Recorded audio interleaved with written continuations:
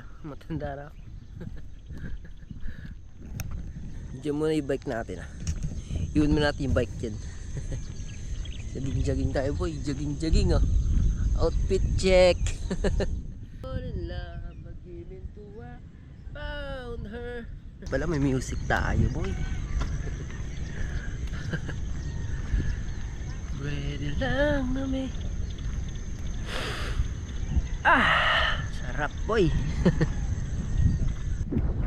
Outfit check.